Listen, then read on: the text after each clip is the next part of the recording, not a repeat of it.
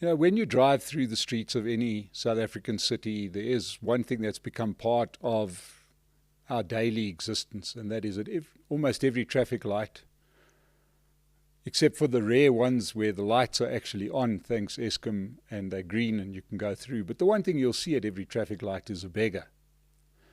Now, in some cases, if you've been observant and, sort of somewhere down from where you live, you will have noticed that that beggar's been there for years. The same guy's been there for years. In actual fact, he is completely trapped because he's not going to make enough money to move. There's no sort of growth prospect.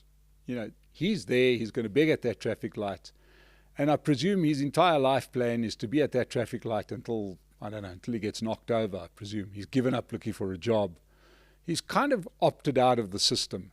And he's just begging for a day-to-day existence, and he treats it very much like, I suppose, any other basic employee would at any company. Pitch up at work at a certain time, you spend the day there, you half-heartedly do your job, begging, going from car to car, sometimes you don't even bother, and hope that you make enough money at the end of the day to survive.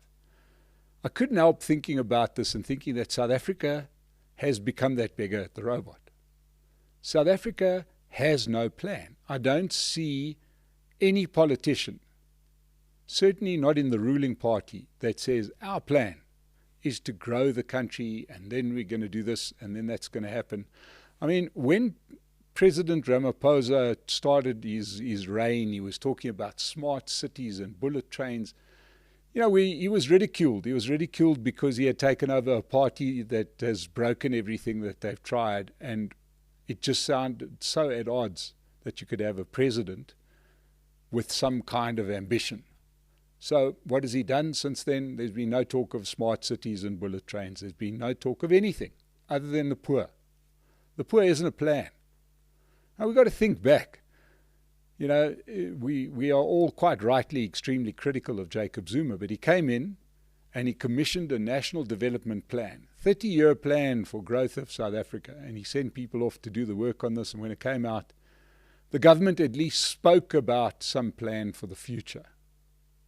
That all seems to have gone by the wayside. We're living day to day.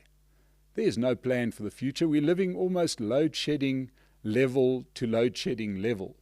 There's no great ambition to be the best country in the world. There's no ambition to host the Olympic Games, or as we did all those years ago, the Soccer World Cup.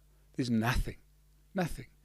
We don't want to be the best country at a particular sport in case it's politically insensitive to the people who feel that the numbers aren't being abided by.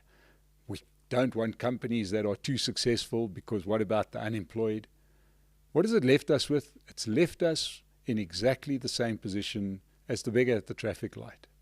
The beggar who sits there begging day to day, hoping that he can make enough money to buy some food so that he could go back to his shack, come back the next day and start all over again. South Africa has become that country. The opposition parties don't have a plan because they quite rightly say we can do nothing about it while this government is in power. This government feels absolutely impotent about the problems in the country, and as South Africans, we now sit in a hopeless country with no ambition. And what is the cost? The cost is our future, because any bright young person growing up in this directionless country will take one look around them and say, let's get the hell out of here. I want to go to a place that wants to be something, not in a country that wants to be nothing.